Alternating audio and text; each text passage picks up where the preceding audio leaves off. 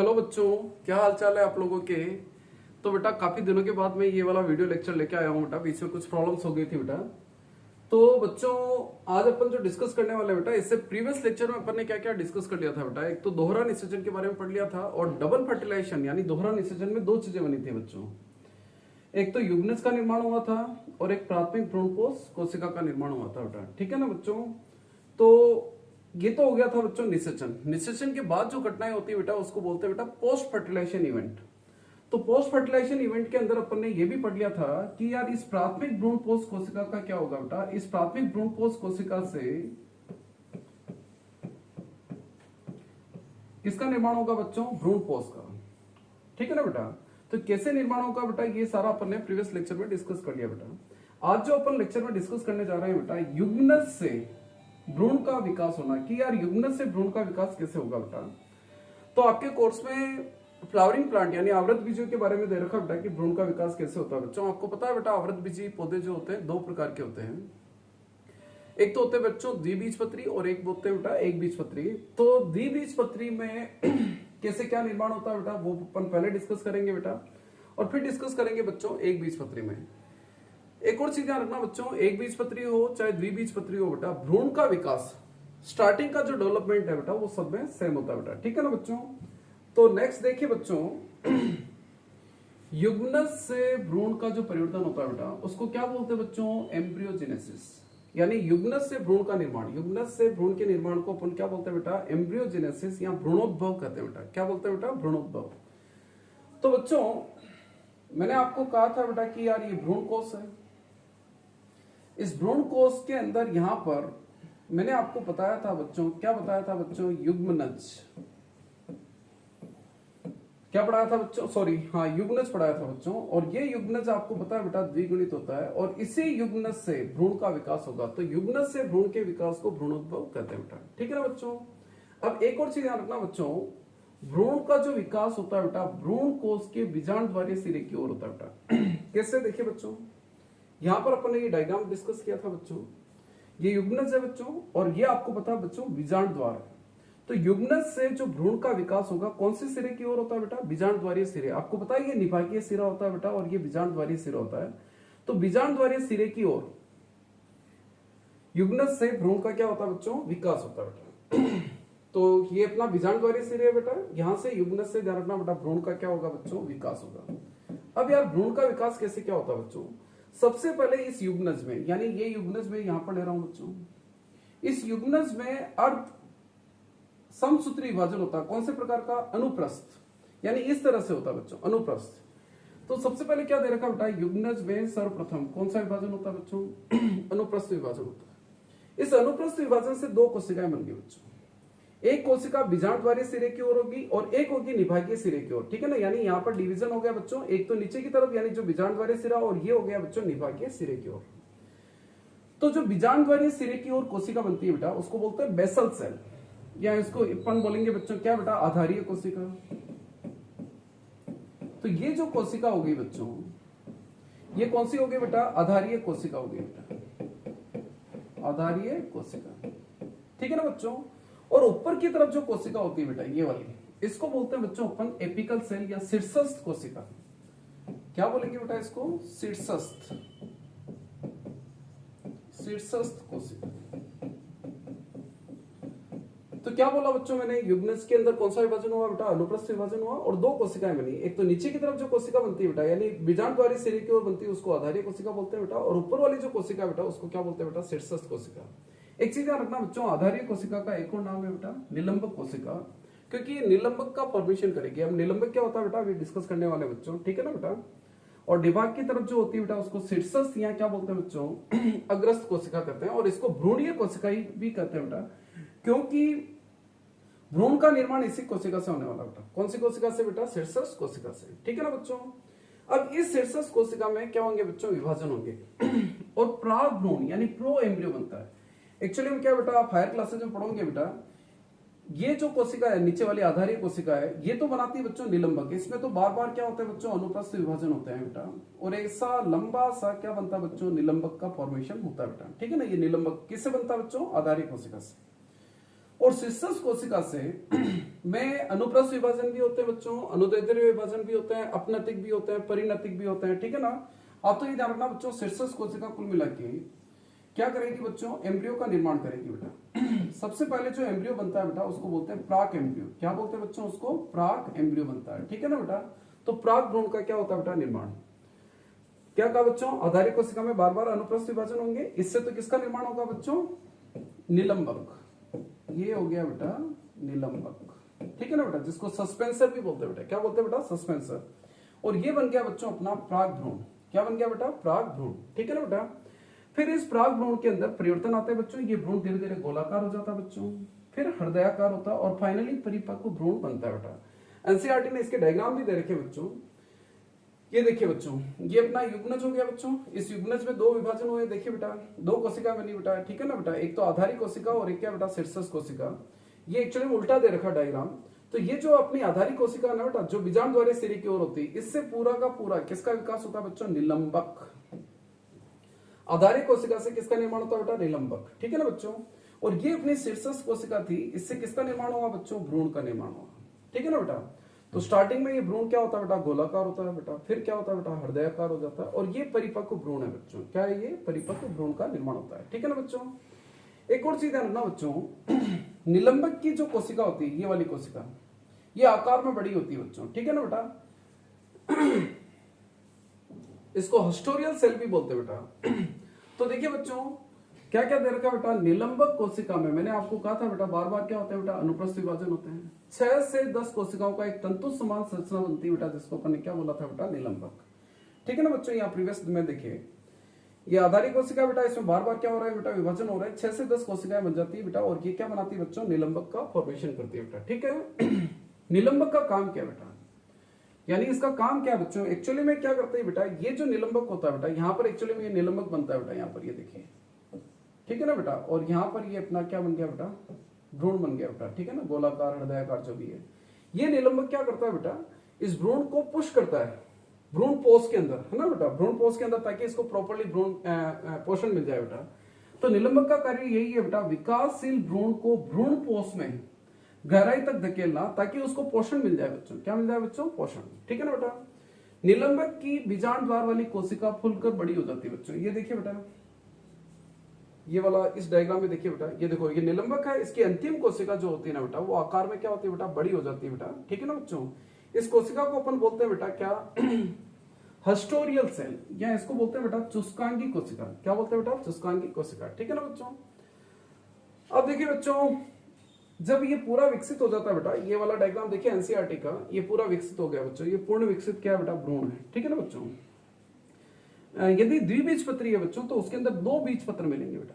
ये एक बीजपत्र है बेटा, ये पूरा का पूरा जो दे रखा है बेटा, ये क्या है बच्चों, एक बीजपत्र है। और ये दूसरा क्या बच्चों, बीजपत्र है बेटा, ठीक है ना। और इसको बोलते हैं बच्चों भ्रूणीय अक्ष। क्या बोलते हैं बेटा इसको, भ्रूणीय अक्ष।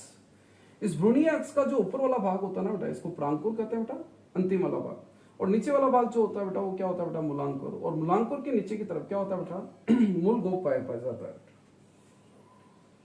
तो यदि अपन ध्यान से देखेंगे बच्चों, यदि मैं नॉर्मली आपको डायग्राम की हेल्प से समझाऊं बेटा, तो कैसे क्या होगा बेटा, इधर देखिए, ये मान लीजिए अपने 2 बीजपत्र है। ज्यादा बेटर रहेगा, इस डायग्राम से समझिए बेटा, ज्यादा बेटर समझ आएगा। तो ये जो 2 बीजपत्र है ना बेटा, ये बीजपत्रों के बीच में एक भ्रूणीय अक्ष होती है बेटा। क्या होती है बच्चों, भ्रूणीय अक्ष।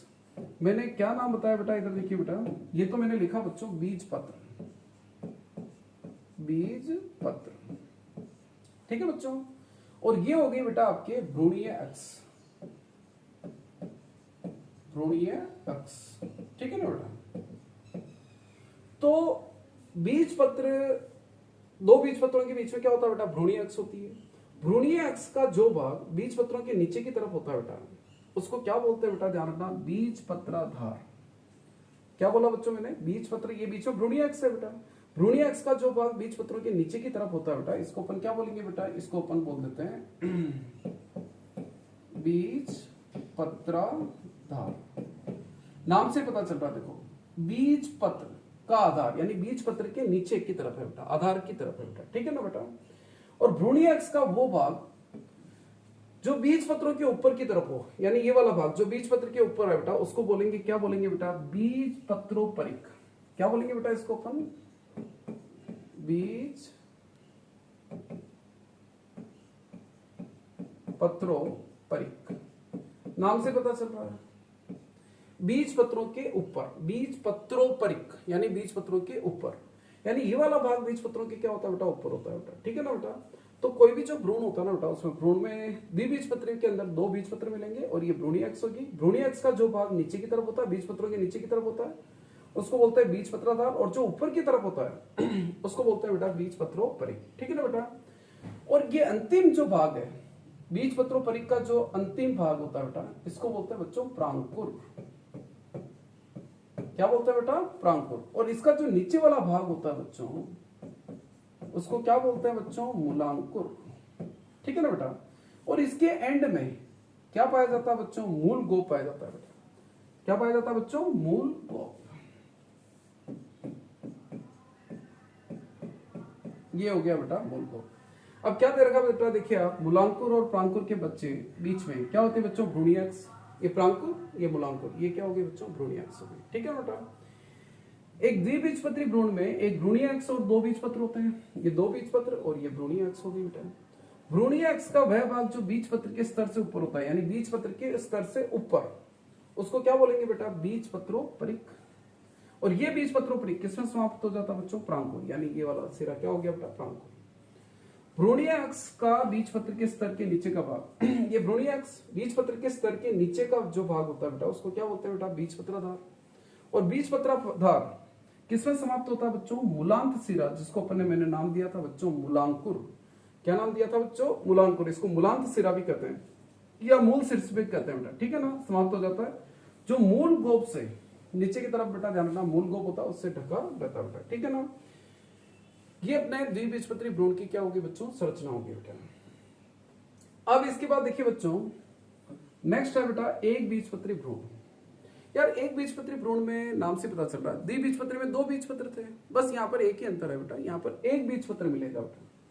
और ये आपको जो साइड में दिख रहा है ना बच्चों, ये वाला ये इसका बीजपत्र है बेटा, ध्यान रखना। इसके बीजपत्र को स्कूटेलम भी कहते हैं बेटा।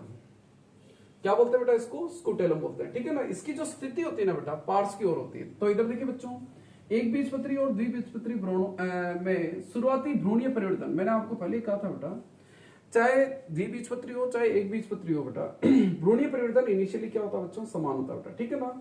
बस ये ध्यान रखना कि इसमें बीजपत्रों की संख्या केवल एक होती है बेटा, इसलिए इसको एक बीजपत्री बोल दिया। और इसके बीजपत्र को क्या बोलते हैं बेटा, वेरी इंपॉर्टेंट, स्कूटेलम। एग्जाम में क्वेश्चन आ सकता है बेटा, एक बीजपत्री बीजों में जो भ्रूण पाया जाता है उस भ्रूण को क्या कहते हैं बेटा, ध्यान रखना, स्कूटेलम कहते हैं बेटा। क्या कहते हैं बेटा, स्कूटेलम। और इसकी स्थिति कैसी होती है बच्चों, पार्श्व की ओर। ये अपना बच्चों भ्रूणी अक्ष, ये भ्रूणी अक्ष, भ्रूणी अक्ष के पार्श्व की ओर होती है बेटा, ध्यान रखना बेटा। ठीक है ना। फिर इसने कहा कि यार भ्रूणी अक्ष में वही दोनों चीजें, मूलांकुर और क्या होंगे बेटा, मूल गोप। ये देखो, ये नीचे की तरफ आपको दे रखा बेटा, ये मूलांकुर अंतिम सिरा, और मूलांकुर किससे ढका रहता है बच्चों, मूल गोप से। ठीक है ना बच्चों। और इसके अंदर एक और चीज ध्यान रखना बेटा, चलिए इसके बाद देखिए बेटा और क्या दे रखा बच्चों, स्कूटेलम के जुड़ाव स्तर से ऊपर भ्रूणी अक्ष के भाग को क्या बोलते हैं बेटा, बीजपत्रोपरिक। ये स्कूटेलम है, इसके ऊपर वाले भाग को तो बोलेंगे बेटा बीजपत्रोपरिक, और इस वाले भाग को बोलेंगे बीजपत्राधार। क्या बोलेंगे बेटा, बीजपत्राधार। ठीक है ना बच्चों। बीजपत्रोपरिक में प्रोरोसिट्स कुछ आदिकालिक पर्णों से, देखिए बेटा ये अपना प्रांकुर है बच्चों। ठीक है ना बेटा। ये अपना प्रोरोसिट्स हो गया बच्चों। क्या हो गया बेटा, प्रोरोसिट्स, यानी अपना प्रांकुर हो गया बेटा। ठीक है ना। इस प्रांकुर के ऊपर पर्ण जैसी पत्तियां जैसी संरचना होती है बेटा, इसको बोलते हैं प्रांकुर चोट, या इसको एपिकोटाइल भी कोलियोप्टाइल भी बोलते हैं बेटा। क्या बोलते हैं बच्चों, इसको कोलियोप्टाइल। और इसी तरह से बच्चों ध्यान रखना, मूल गोप के नीचे भी संरचनाएं होती है बेटा, उसको बोलते हैं कोलियोराइजर। क्या बोलते हैं बच्चों, कोलियोराइजर। ठीक है ना बच्चों। तो ये अपना ध्यान रखना बेटा, परिवर्तन सेम होता है, थोड़ा सा संरचना में थोड़ा डिफरेंस है बच्चों। अब देखो बेटा, भ्रूण कंप्लीट हो गया बच्चों, द्विबीजपत्री भ्रूण और एक बीजपत्री भ्रूण दोनों के बारे में मैंने आपको पढ़ा दिया बेटा। अब यदि आपके क्वेश्चन आ गया एग्जाम में कि यार निषेचन के बाद फ्लावर में क्या क्या परिवर्तन होते हैं बच्चों, तो वो थोड़ा सा देख लीजिए बेटा। यानी जो पुष्प का अंडाशय है बेटा, वो किस में चेंज हो जाता है बेटा, फल में। उसके अंदर जो बीजांड था वो किस में चेंज हो गया बच्चों, बीज के अंदर। अंडाशय की भित्ति जो होती है बेटा वो फल भित्ति बना लेती है बेटा। और अध्यावरण क्या बना देता है बच्चों? बीजावरण। बाह्य अध्यावरण ध्यान रखना बच्चों, बाह्य बीज चोल। और आंतरिक अध्यावरण क्या बना देता है बेटा? आंतरिक बीज चोल। इसको समझिए बेटा, मैं थोड़ा सा डायग्राम से समझाता हूं बच्चों आपको। आपको पता होना चाहिए ये क्या थी बेटा? वर्तिकाग्र। और ये वर्तिका थी बच्चों। और ये आपको पता होना चाहिए बच्चों क्या था बेटा? अंडाशय। ठीक है ना बेटा? इस अंडाशय के अंदर क्या बनाया था बच्चों? कुछ याद आ रहा हो तो बच्चों बीजांड बताया था बच्चों। ठीक है ना बेटा? मैं सिंपल सा डायग्राम बना रहा हूं बच्चों बीजांड का। ठीक है ना बच्चों? ये क्या हो गया बेटा? बीजांड हो गया। और ये अपना था बच्चों भ्रूण कोश। क्या था बच्चों? ये भ्रूण कोश। ठीक है ना बेटा? निषेचन के बाद क्या हुआ बच्चों? निषेचन के बाद देखिए बच्चों, ये जो अंडाशय था, ये अंडाशय किस पे चेंज हो गया बेटा? फल में। ये जो बीजांड था, इस बीजांड से क्या बनेगा बच्चों? बीज बनेगा। ये अंडाशय की जो भित्ति थी बेटा, उससे क्या बनेगा बेटा? फल भित्ति। फल भित्ति बनती है बेटा। ये अध्यावरण था बच्चों, ये दोनों अध्यावरण थे। और इन अध्यावरणों से ध्यान रखना बच्चों, बीज का आवरण, क्योंकि आपको पता है बीजांड से बीज बनेगा, तो बीज के चारों तरफ जो बीज चोल होती है बेटा, बीजावरण होता है बेटा, वो किससे बनता है बच्चों? अध्यावरण से बनता है। किससे बनता है बेटा? अध्यावरण। बीज चोल में भी दो परतें होती है बेटा, बाह्य बीज चोल और अंतर बीज चोल। तो बाह्य बीज चोल का निर्माण किससे हुआ बेटा? बाह्य अध्यावरण से। और आंतरिक बीज चोल का किससे हुआ बच्चों? आंतरिक अध्यावरण से हुआ बेटा। ठीक है ना? ये पार्ट जो था बेटा, ये वाला पार्ट, ये था बच्चों बीजांड काय। क्या था बेटा? बीजांड काय। वैसे ध्यान रखना बच्चों, बीजांड काय का उपयोग भी भ्रूण कर लेता है बेटा, लेकिन कुछ फलों में, कुछ बीजों के अंदर नहीं होता बेटा। तो बीजांड काय ध्यान रखना बेटा जनरली नष्ट हो जाता है बेटा।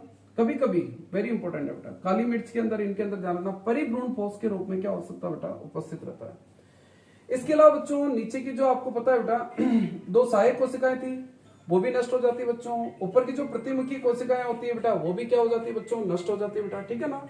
और ये जो बीजांड व्रंत है, ये वाला बीजांड व्रंत ध्यान रखना बीज व्रंत में चेंज हो जाता है बच्चों। और बीजांड का बीजांड द्वार, बीज का बीज द्वार बना देता है ये बीजांड द्वार। ध्यान रखना बेटा, बीज में भी आपने कभी देखा होगा, चने के अंदर देखिए एक छोटा सा छेद मिल जाएगा बच्चों, उसको अपन क्या बोलते हैं बेटा? बीज द्वार बोलते हैं बेटा। बीज का बीजांड द्वार हो जाएगा। तो ये परिवर्तन ध्यान रखना बच्चों। और इसके अलावा ध्यान रखना बच्चों, बाह्य दल, दल, पुमंग, ये क्या बेटा? गिर जाते हैं बेटा। ठीक है ना बच्चों?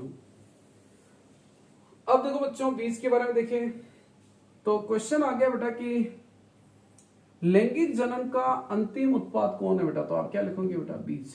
यानी किसी भी प्लांट के अंदर यदि सेक्सुअल रिप्रोडक्शन हो रहा है तो फाइनल प्रोडक्ट क्या है बच्चों उसका? तो वो क्या बच्चों? बीज है बेटा। ठीक है ना?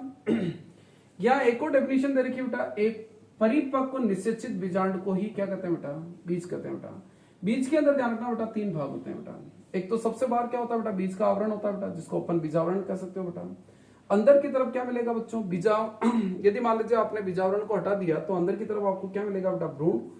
और भ्रूण के अंदर भ्रूण पोष हो भी सकता है बच्चों, जरूरी नहीं है। ये वाला जो थर्ड वाला जो पॉइंट है ना बेटा, किसी भी बीज के अंदर भ्रूण पोष हो भी सकता है और नहीं भी हो सकता है बच्चों। अधिकांश द्विबीजपत्रियों में ध्यान रखना भ्रूण पोष नहीं पाया जाता है, क्योंकि भ्रूण उसका उपयोग कर लेता है। लेकिन एक बीजपत्रियों में ध्यान रखना बेटा आपको क्या मिलेगा बच्चों? भ्रूण पोष मिलेगा। लेकिन क्वेश्चन आ गया कि यार एक बीज के अंदर कौन कौन से भाग होते हैं? तो ये तीन भाग हो सकते हैं बच्चों। बीज के चारों तरफ आवरण हो गया बेटा, बीजावरण। बीज के अंदर क्या मिलेगा? भ्रूण मिलेगा। और एक बीजपत्री पौधों के जो बीज होते हैं बेटा, उनके अंदर आपको क्या मिलेगा बेटा? भ्रूण पोष भी मिलेगा। आगे दे भी रखा बच्चों कि यार ये जो भ्रूण पोष है, उसकी उपस्थिति और अनुपस्थिति के आधार पर कितने प्रकार के बीज होते हैं? तो दो प्रकार के होंगे। देखो बेटा मेरी बात सुनो, भ्रूण पोष का काम क्या था? भ्रूण को पोषण देना। तो द्विबीजपत्री पौधों के अंदर जो भ्रूण होते हैं ना बेटा, वो भ्रूण सारे भ्रूण पोष का उपयोग कर लेते हैं बेटा, तो उनके अंदर भ्रूण मिलेगा ही नहीं बच्चों, भ्रूण पोष नहीं मिलेगा। तो ऐसे बीजों को अपन क्या बोलेंगे बेटा? अभ्रूण पोषी बीज, या इसको बोलते हैं गैर एल्बुमिनस, नॉन एंडोस्पर्मिक या नॉन एल्बुमिनस सीड बोलेंगे बेटा। लेकिन एक बीजपत्री पौधों में ऐसा नहीं होता है। एक बीजपत्री पौधों में ध्यान रखना बच्चों, जो भ्रूण होता है बेटा, वो भ्रूण सारे भ्रूण पोष का उपयोग नहीं कर पाता है, यानी बीज के अंदर भ्रूण पोष मिलेगा बेटा। ठीक है ना? तो ऐसे बीजों को अपन क्या बोलेंगे बेटा? भ्रूण पोषी या एल्बुमिनस क्या बोलेंगे बेटा? बीज बोलेंगे बेटा। अब देखो बेटा नेक्स्ट आपके दे रखा बेटा दोनों बीजों के बारे में, अभ्रूण पोषी बीज या गैर एल्बुमिनस बीज क्या होते हैं बेटा? तो मैंने आपको पहले ही कह दिया कि यार वे बीज जिनकी परिपक्व अवस्था में भ्रूण पोष उपस्थित होता है, यानी बीज परिपक्व हो गया और फिर भी यदि भ्रूण पोष नहीं होता बेटा, भ्रूण यानी भ्रूण ने पूरे भ्रूण पोष का उपयोग कर लिया, ऐसे बीजों को अपन क्या बोलेंगे बेटा? अभ्रूण पोषी बीज। तो इनमें क्या होता है बेटा, इन बीजों में भ्रूणपोष उत्तक भ्रूण के विकास के दौरान प्रयुक्त लिया जाता है बेटा, यानी भ्रूण उस भ्रूणपोष का पूरा उपयोग कर लेता है बेटा, ठीक है ना। तो इसके कारण क्या होता है बेटा, भ्रूणपोष से अवशोषित किया गया खाद्य पदार्थ बीज पत्रों में इकट्ठा हो जाता है बेटा। इसीलिए ध्यान रखना बच्चों, बीज पत्र मोटे और मांसल होते हैं बेटा। तो ये वेरी इंपॉर्टेंट है, क्वेश्चन आ सकता है यार अभ्रूणपोषी और भ्रूणपोषी में क्या अंतर है बच्चों बीजों में। तो ये सारा लिख सकते हो कि यार इसमें भ्रूणपोष नहीं पाया जाता है, इनमें भ्रूणपोष पाया जाता है। इसके बीज पत्र जो होते हैं बेटा मोटे और मांसल होते हैं बेटा, इसमें बीज पत्र अपन देखेंगे बेटा पतले होते हैं बेटा। इसके अंदर ध्यान रखना बेटा, भ्रूण विकास के दौरान ही पूरे भ्रूणपोष का उपयोग कर लेता है, यहाँ पर नहीं करेगा। और ये ध्यान रखना बच्चों, किसमें पाया जाता है बेटा, द्विबीजपत्री पौधे हैं जितने भी, जो भी आपको नाम याद है, चना, मटर, सेम, मूंगफली। लेकिन एक वेरी इंपॉर्टेंट है अरंडी, अरंडी के बीच में ध्यान रखना बेटा भ्रूणपोष पाया जाता है। ये द्विबीजपत्री होते हुए भी इसमें भ्रूणपोष है, एग्जाम में क्वेश्चन आ सकता है, वेरी इंपॉर्टेंट। अब देखो बेटा नेक्स्ट जो है भ्रूणपोषी बीज या एल्बुमिनस बीज, यानी मैंने आपको कहा था बेटा एल्बुमिनस या एंडोस्पर्मिक, यानी जिनमें भ्रूणपोष पाया जाता है, यानी बीज जब भ्रूण होता है ना बेटा, भ्रूण विकास के दौरान भ्रूणपोष का उपयोग नहीं करता बेटा, ठीक है ना। तो इस बीजों में क्या बेटा भ्रूणपोष पाया जाता है, क्योंकि यह भ्रूण परिवर्धन में पूर्णतया प्रयुक्त नहीं होता बेटा। तो भ्रूणपोष उत्तक के समय ध्यान रखना बेटा, ये भ्रूणपोष ध्यान रखना उस समय किसमें काम आएगा बेटा, जब आप बीज का अंकुरण करोगे तो उस समय ध्यान रखना उपयोग में लिया जाता है बच्चों। इन बीजों में भोजन का संग्रह भ्रूणपोष में होता है, जबकि यहाँ पर भोजन का संग्रह कहाँ हो रहा था बेटा, बीज पत्रों में हो रहा था, और बीज पत्र मोटे और मांसल हो जाते हैं। लेकिन यहाँ पर बीजों में ध्यान रखना भोजन का संग्रह कहाँ होता है बेटा, भ्रूणपोष में। तो बेचारे बीज पत्र जो है पतले और झिल्लीदार होते हैं बेटा। अधिकतर एक बीज पत्री पादप चावल, गेहूं, मक्का जो भी है बेटा, ठीक है ना। लेकिन यहाँ पे भी अपवाद है बेटा, आर्किड, आर्किड एक बीज पत्री होते हुए भी इसमें ध्यान रखना भ्रूणपोष नहीं पाया जाता बच्चों, ये अभ्रूणपोषी होता है बेटा। अब देखो बच्चों परिभ्रूणपोष, मैंने आपको क्या कहा बेटा कि भ्रूण परिवर्तन, जब बीजांड से बीज बनता है बेटा, तो जो भ्रूण बीजांड काय है वो बीजांड काय भी उपयोग भ्रूण कर लेता है बेटा, या वो धीरे धीरे नष्ट हो जाता है। लेकिन कुछ पौधे हैं बच्चों, जैसे काली मिर्च हो गया, चुकंदर हो गया, इनके अंदर क्या होता है बेटा बीजांड काय पाया जाता है। यानी यदि बीज में बीजांड काय पाया जाता है बच्चों, तो ऐसे बीजों को परिभ्रूणपोषी बीज कहते हैं, और ऐसे बीजांड काय को क्या बोलते हैं बेटा, परिभ्रूणपोष बोलते हैं। ऐसे अवशिष्ट बीजांड काय को तो ध्यान रखना बेटा क्या बोलेंगे बेटा, परिभ्रूणपोष, और ऐसे बीजों को बोलते हैं बेटा परिभ्रूणपोषी बीज। और ये किसमें पाया जाता है बच्चों, काली मिर्च और चुकंदर में। अब क्या बेटा एक और नई टर्म आई बेटा, प्रसुप्ति। देखो बच्चों, जैसे मान लीजिए बीज को खेत से बीज आपने, जैसे मान लीजिए फसल बोई और बीज प्राप्त कर लिया बेटा, उस बीजों को जनरली आपने देखा होगा बेटा सुखा देते हैं बेटा, उसमें पानी की मात्रा धीरे धीरे कम हो जाती है और वो बीज निष्क्रिय हो जाते हैं, उनमें उपापचय क्रियाएं धीमी पड़ जाती है बेटा। इस अवस्था को अपन क्या बोलते हैं बच्चों, प्रसुप्ति। जैसे जैसे बीज परिपक्व होते हैं बेटा, उनके अंदर जल की मात्रा क्या होने लग जाती है बेटा, कम होने लग जाती है, बीज शुष्क हो जाता है बच्चों। इसके कारण उसके अंदर जितने भी जो उपापचय क्रियाएं बेटा वो धीमी पड़ने लग जाती है बेटा, ठीक है ना। और भ्रूण निष्क्रिय अवस्था में चला जाता है। भ्रूण की इस निष्क्रिय अवस्था को क्या बोलते हैं बच्चों, प्रसुप्ति। क्या बोलते हैं बेटा, इस अवस्था को प्रसुप्ति कहते हैं बेटा, ठीक है ना।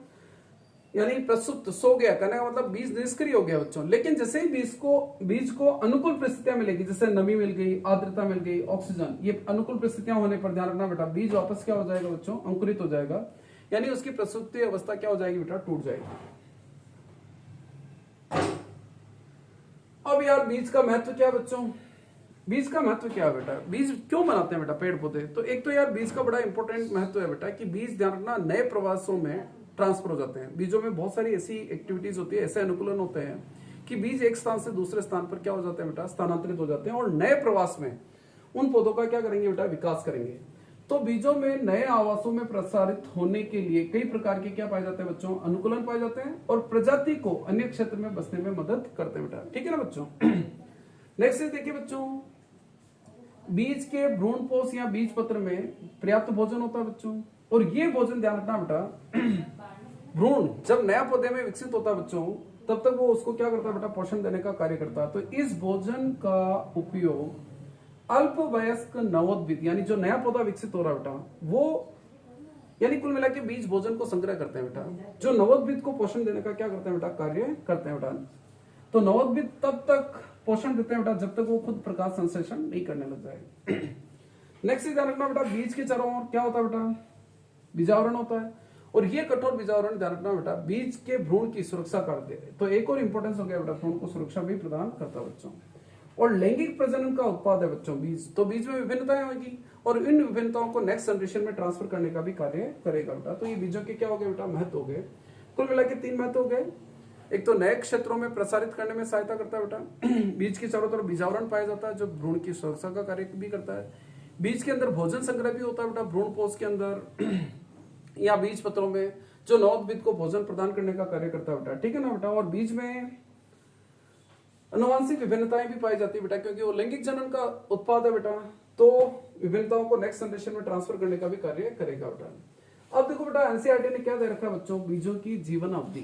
क्या दे रखा बच्चों, बीजों की जीवन अवधि। एक चीज जानना बेटा, बीजों की जीवन अवधि अलग अलग पौधों में अलग अलग होती है बच्चों, यानी कुछ प्रजातियों में ध्यान रखना कुछ महीनों तक की होती है और कुछ में कई वर्षों तक होती है। देखिए अधिकांश प्रजातियों में कई वर्षों तक होती है बेटा, लेकिन कुछ पौधों में ध्यान रखना कुछ महीनों तक की होती है बेटा, ठीक है ना। अब देखिए बच्चों यहां पर कुछ उदाहरण दे रखे बेटा, वेरी इंपॉर्टेंट एग्जांपल है बेटा, अच्छी तरह से तैयार कर लेना ये दोनों एग्जांपल। पहला एग्जांपल दे रखा बेटा ल्यूपिनस आर्टिकस, जिसको ल्यूपाइन भी बोलते हैं बेटा, ठीक है ना बच्चों। ये इस पौधे के बीज कहां प्राप्त किए गए बेटा, आर्कटिक टुंड्रा में, ठीक है ना बेटा। और इसमें 10,000 वर्ष की प्रसुप्ति थी, यानी 10,000 वर्ष तक वो बीज निष्क्रिय रूप से ही रहा बच्चों, और फिर उसको उगाया गया तो नए पौधे का निर्माण हो गया। यानी इसका एक तरह से जीवन काल कितना हो गया बच्चों, 10,000 वर्ष से भी ज्यादा होगा बच्चों, ठीक है ना बेटा। यानी कहने का मतलब कुछ में तो कुछ महीनों की होती है, कुछ में कई वर्षों तक रहती है बेटा। एक और एग्जाम्पल दे रखा बेटा फोइनिक्स डेक्टिलीफेरा, खजूर, ठीक है ना बेटा। ये इसका जो बीज प्राप्त किया गया बेटा किंग हेराल्ड के महल से प्राप्त किया गया बेटा, ठीक है ना, जो मृत सागर के पास में बेटा। इसके अंदर भी ध्यान रखना बेटा 2000 वर्ष की प्रसुप्ति थी बेटा, 2000 वर्ष पुराना बीज था। उसको भी यदि मान लीजिए फेवरेबल कंडीशन दी तो वो भी एक नया पौधे का क्या क्या बच्चों निर्माण किया। कुल मिला के बीजों की जीवन अवधि महीनों से लेकर कई वर्षों तक हो सकती है, हजारों वर्षों तक हो सकती है बेटा। अब देखो बेटा नेक्स्ट यहाँ पर जो टॉपिक दे रखा है कि पौधे बीज कितने उत्पन्न करते हैं बेटा। देखो बेटा बीज कुछ पौधों में तो फलों के अंदर एक ही बीज होता है बेटा, जैसे आम के अंदर देखोगे तो फल के अंदर एक ही बीज मिलेगा। लेकिन कुछ पौधे ऐसे भी होते हैं बेटा जिसमें सैकड़ों बीज पाए जाते हैं बेटा। तो एक चीज ध्यान रखना बेटा, कुछ पौधों में फलों के अंदर भारी संख्या में बीज मौजूद होते हैं बेटा। उदाहरण दे रखा बेटा आर्किड, ठीक है ना बेटा। लगभग एक फल के अंदर कितने होते हैं बच्चों, 1000 तक बीज पाए जाते हैं बच्चों। और ये भी बड़ा इंपॉर्टेंट है बेटा, परजीवी पादप ऑर्बेंकी और स्ट्राइगा ये भी ऐसे पौधे हैं बेटा जिनके फलों के अंदर बहुत सारे क्या होते हैं बेटा, बीज पाए जाते हैं। फाइकस वाला प्लांट, पीपल, अंजीर, ये देखे होंगे बेटा, तो इनके अंदर भी बहुत सारे क्या होते हैं बेटा, अनेक छोटे छोटे बीज पाए जाते हैं बच्चों। अब इस चैप्टर का एक लास्ट टॉपिक है बच्चों असंजनन और बहुभ्रूणता। यार असंजनन क्या होता है, असंग यानी बिना निषेचन के ही क्या बेटा बीज का निर्माण हो जाना बेटा, उसको अपन क्या बोलते हैं बेटा, असंजनन। तो असंजनन ध्यान रखना बेटा, बिना निषेचन के ही बीज पैदा करना बेटा, उसको अपन क्या बोलते हैं बच्चों, असंजनन कहते हैं बेटा, ठीक है ना बेटा। उदाहरण इसके जैसे हो गया बेटा एस्ट्रेशिया हो गया, घास हो गया बेटा, ये बिना निषेचन के ही ध्यान रखना बेटा बीजों का क्या होता है बच्चों, निर्माण हो जाता है बेटा। वेरी इंपॉर्टेंट है, ठीक है ना बेटा। वैसे एक चीज ध्यान रखना, बीज का निर्माण तभी होता है बेटा जब लैंगिक जनन होता है, लेकिन ये अलैंगिक जनन है बच्चों, ध्यान रखना। असैंगिक वेरी इंपॉर्टेंट है, अलैंगिक जनन है जो लैंगिक प्रजनन का अनुहारक, अनुहारक का मतलब क्या होता है, मिमिक्री, यानी लैंगिक जनन की मिमिक्री कर रहा है बच्चों, ठीक है ना। लैंगिक जनन नहीं है फिर भी इससे बीज बना लिए बेटा, तो बड़ा इंपॉर्टेंट है ये, थोड़ा ध्यान रखना बच्चों।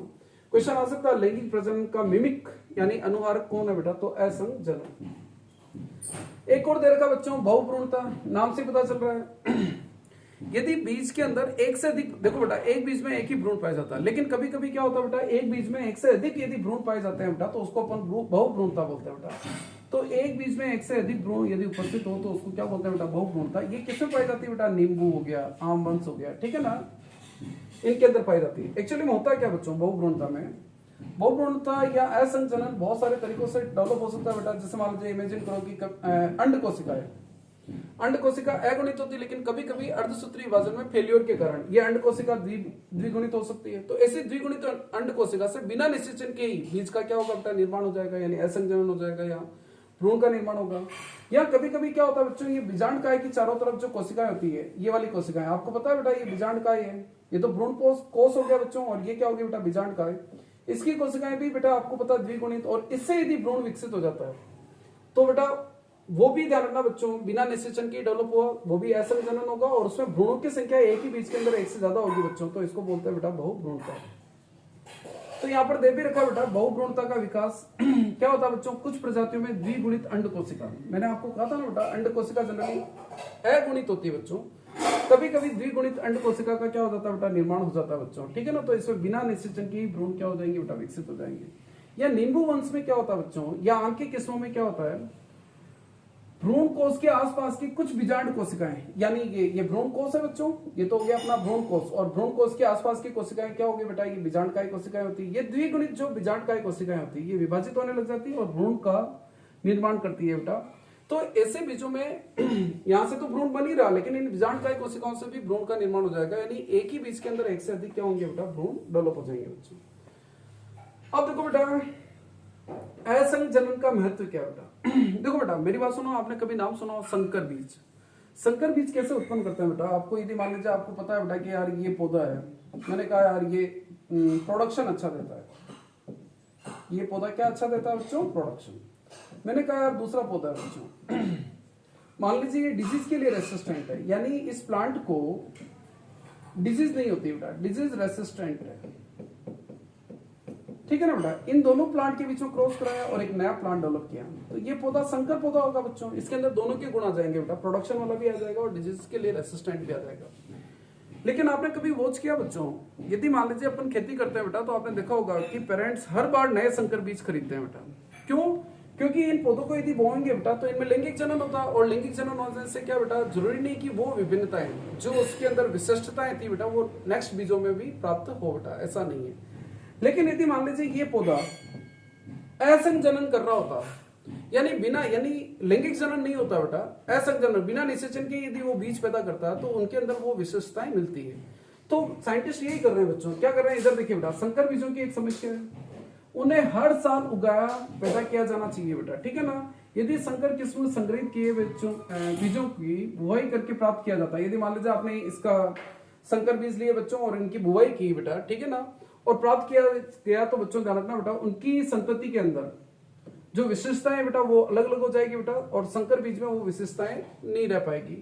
तो एनसीईआरटी क्या कहती है बेटा, यदि ये संकर बीज, यानी जो ये संकर बीज आपने पैदा किए बेटा इन दोनों के क्रॉस से, यदि मान लीजिए इसमें असंग जनन किया जाए तो इनमें ध्यान रखना बेटा इस संकर संतति में विशेषताएं पृथककृत नहीं होगी बेटा, यानी मान लीजिए इनमें असंग जनन हो जाए बेटा और इनसे अपन बीज प्राप्त कर रहे हैं, तो उनमें जो विशेषताएं बेटा वो पृथक नहीं होगी।